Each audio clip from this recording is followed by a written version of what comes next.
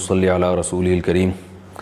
آپس میں رہن سہن کے آداب میں شریعت نے ایک بہت اہمیت جس حکم کی بیان کی ہے وہ ہے بڑوں کا ادب اور احترام۔ یہ تو ایک بہت طویل موضوع ہے کہ بڑوں کا ادب احترام، اسی طرح مجلس کے آداب کہ جب کوئی شخص بات کر رہا ہو تو اس کی بات کو غور سے سنا جائے، کسی کی بات کو درمیان میں نہ کاٹا جائے، دو آدمی جب چپکے سے بات کر رہے ہوں تو ان کی طرف کان لگا کے بات نہ سنی جائے۔ یہ سب بھی آپس میں رہن سہن کے آداب میں ایک بہت اہم حکم ہے کہ آپ کسی کی پرائیویسی میں دخل اندازی نہ کریں۔ آج اس حکم کی مخالفت کی جاتی ہے موبائل کے غیر ضروری استعمال سے۔ اکثر گھروں میں دیکھا گیا ہے کہ والدین اپنے بچوں کو بلا رہے ہیں اور بچہ واٹس ایپ پہ لگا ہوا ہے، فیس بک پہ لگا ہوا ہے۔ آپ خود اندازہ لگائیے کہ جس شریعت نے ہمیں نفل نماز توڑنے کا حکم دے دیا کہ جب والدین بلائیں تو آپ نفل نماز توڑ کے ان کی بات کا جواب دیں، تو وہ شریعت موبائل اور فیس بک جیسے فضول کام، کیونکہ عام طور پر تو فضول استعمال ہی ہو رہا ہے، مفید استعمال تو بہت کم ہے، اور ظاہر ہے جو مفید استعمال کر رہا ہے تو وہ والدین کی پکار کا جواب دے گا۔ اکثر لوگ جو والدین کی پکار کا جواب نہیں دیتے وہ فیس بک پر اور واٹس ایپ پہ فضولیات میں ہی مشغول ہوتے ہیں۔ تو موبائل کے استعمال کو کنٹرول کیا جائے، ورنہ اس سے ہماری معاشرت اور ہمارا ایک رہن سہن اور ہماری جو طور طریقے ہیں جو ہمیں اسلام نے دیے ہیں، جو ہمارا کلچر ہے، وہ سب تباہ و برباد ہو رہا ہے۔ گھروں میں لڑائیاں ہو رہی ہیں، میاں بیوی میں طلاقیں ہو رہی ہیں۔ میرے پاس کالز آتی ہیں خواتین کی کہ ہمارے شوہر گھر آتے ہی موبائل ہاتھ میں لے کے بیٹھ جاتے ہیں، کوئی لیپ ٹاپ کھول کے بیٹھ جاتا ہے، اور وہ بیوی بیچاری سارا دن انتظار کر رہی ہے کہ اس کے شوہر آئیں گے، اس سے کچھ بات چیت کریں گے، حال احوال پوچھیں گے، اور وہ آگے جناب لیپ ٹاپ کھول کے بیٹھ گئے اور فیس بک کھول کے بیٹھ گئے۔ بعض مردوں کو اپنی بیویوں سے شکایت ہے کہ ہم جب گھر میں آتے ہیں تو بیگم صاحبہ تھوڑا بہت پوچھا چائے وائے کا اور اس کے بعد پھر موبائل لے کے بیٹھ گئے۔ اور ایسے کیسز بھی سامنے آ رہے ہیں کہ پوری رات میاں ادھر منہ کر کے واٹس ایپ پہ لگا ہوا ہے اور بیگم صاحبہ ادھر منہ کر کے واٹس ایپ پہ باتیں کر رہی ہیں۔ تو اس کو کنٹرول کرنے کی ضرورت ہے، اس سے ہمارے گھروں کا سسٹم، گھروں کا ماحول، گھروں کی محبتیں ختم ہو رہی ہیں۔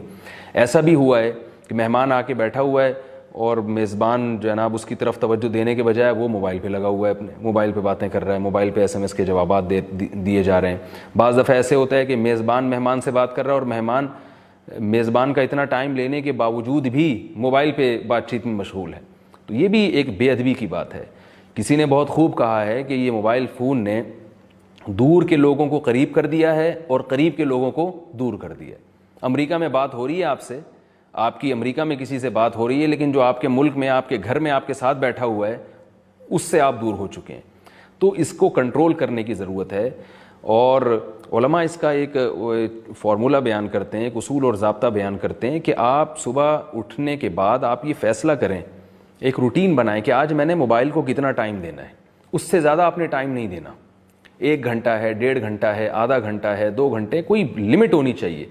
ہماری جو ینگ جنریشن ہے وہ تمام حدود کو کراس کر چکی ہے۔ Mobile mobile mobile mobile mobile. میں تو اب لڑکوں کو دیکھتا ہوں کہ اگر وہ کسی ہوٹل میں بیٹھے ہوئے چائے پی رہے ہیں نا، گیدرنگ کے لیے گئے ہیں، وہ گپ شپ کے لیے گئے ہیں، تو وہاں بھی موبائل پہ لگے ہوئے ہوتے ہیں اور وہ موبائل ہی پہ کسی اور سے مخاطب ہوتے ہیں۔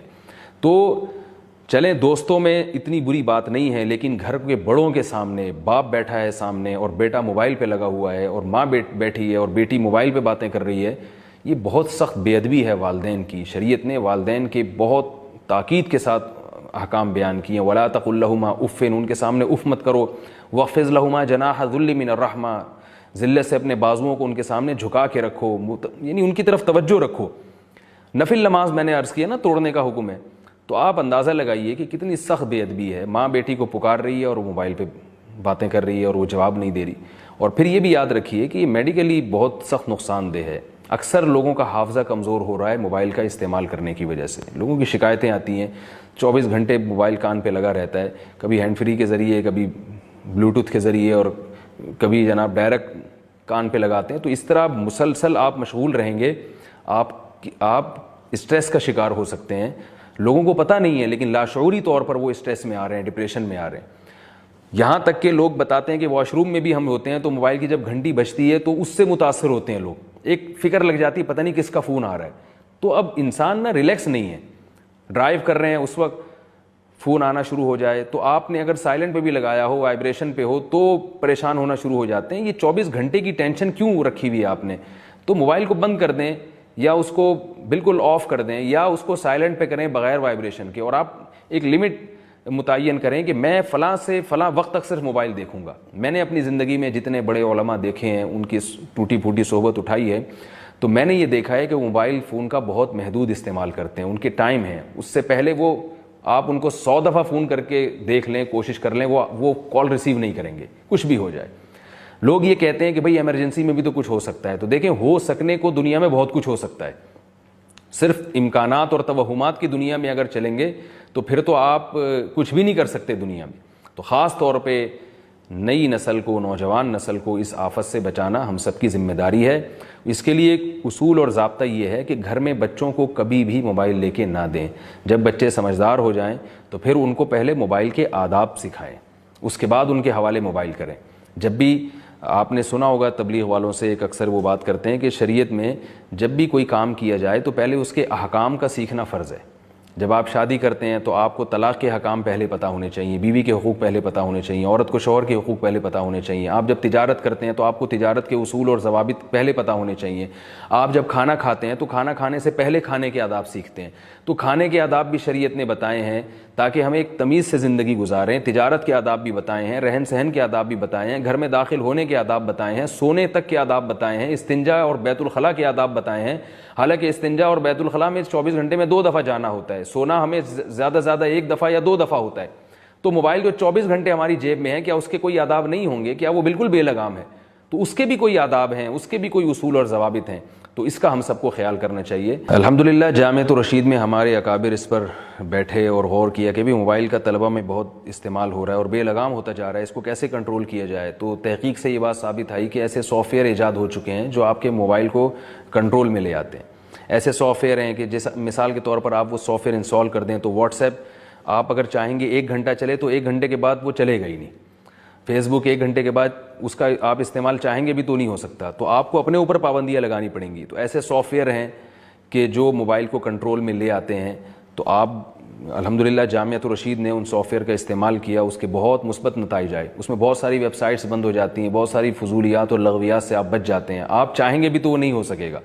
تو جامعۃ الرشید میں اس کا بہت اچھا تجربہ ہوا ہے. طلبہ نے خود جا کے اپنے موبائل میں وہ سافٹ ویئر انسٹال کروائے اور الحمدللہ اس کے مثبت نتائج ہم نے طلبہ میں دیکھے. تو آپ تحقیق کر کے وہ سافٹ ویئر بھی اپنے بچوں کے موبائل میں انسٹال کر سکتے ہیں, اپنے موبائل میں بھی انسٹال کر سکتے ہیں, تاکہ آپ نہ چاہتے ہوئے بھی ایسی چیز کی طرف نہ جائیں جو آپ کے ٹائم کو برباد کرنے کا ذریعہ بنے گی. رسول اللہ صلی اللہ علیہ وسلم نے ارشاد فرمایا, من حسن اسلام المرء ترکہ ما لا یعنی, انسان کے اسلام کی اچھائی یہ ہے کہ وہ لا یعنی چیزوں کو چھوڑ دے.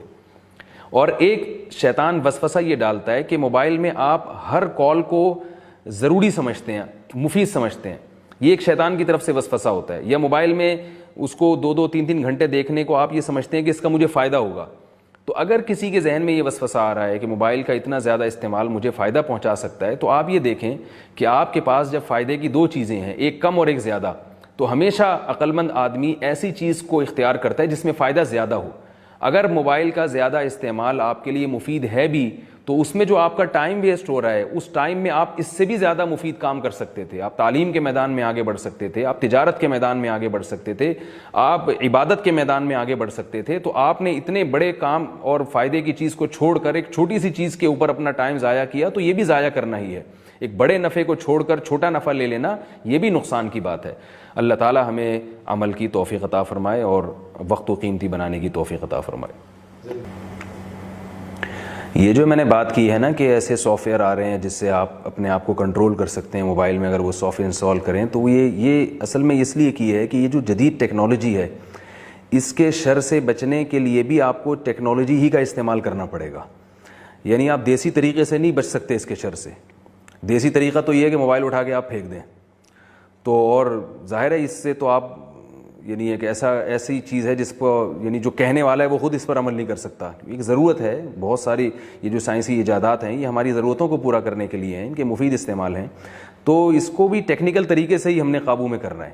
تو اس لیے میں نے یہ سافٹ ویئر کا حوالہ دیا اور الحمدللہ اس کا جامعۃ الرشید میں بہت اچھا تجربہ ہوا ہے. آپ یہاں آئیں, یہاں کے حضرات سے آپ پوچھیں, یہاں طلبہ سے علماء سے پوچھیں, تو آپ کو انشاءاللہ بتائیں گے اور کافی حد تک معاملہ انشاءاللہ کنٹرول میں آئے گا. میں ایک آخری بات بتا کے اپنی بات ختم کرتا ہوں. اگر آپ نے موبائل کے استعمال کو لگام نہیں دی, تو میں اپنی آنکھوں سے دیکھ رہا ہوں اور علماء دیکھ رہے ہیں, گھروں میں طلاقیں ہو رہی ہیں. شوہر دفتر میں ہوتا ہے، وائف کا بے وقت فون آ جاتا ہے، بیوی کہیں ہوتی ہے، شوہر کا بے وقت فون آ جاتا ہے، انسان غصے میں ہے، کبھی کس کنڈیشن میں ہے، اور وقت بے وقت کالز کے ذریعے جب آپ کسی کو ڈسٹرب کریں گے تو وہ ڈپریشن میں آتا ہے اور طلاقوں تک کی نوبت آتی ہے۔ بچوں سے یعنی باپ بیٹوں کی لڑائیاں، ماں بیٹیوں کی لڑائیاں، بہت زیادہ حالات خراب ہو رہے ہیں۔ بچیوں کا گھروں سے بھاگنا یہ ہمارے معاشرے میں ہو رہا ہے موبائل کے ذریعے۔ تو کورٹ میرج کا رواج پڑتا چلا جا رہا ہے، اور پھر ظاہر ہے جب بچیاں گھروں سے بھاگتی ہیں تو وہ لارے رپے دیے ہوئے ہوتے ہیں ان کو لڑکوں نے موبائل کے ذریعے، اور وہ تھوڑے دنوں کے بعد پھر ان کو چھوڑ دیتے ہیں، وہ نہ اپنے گھر کی رہتی ہیں نہ شوہر کی رہتی ہیں۔ تو یہ بھی موبائل کا فساد ہے۔ تو اگر آپ نے اس موبائل کو ابھی کنٹرول نہیں کیا اپنے گھر میں تو یاد رکھیے یہ بہت بڑی تباہی کا پیش خیمہ ہے، اور اگر آپ نے کنٹرول کر لیا تو اس سے انشاءاللہ ہمیں وہ خیریں جو اس میں اللہ نے رکھی ہیں وہ خیریں ہمیں حاصل ہوں گی، اور اس کے شر سے انشاءاللہ ہم محفوظ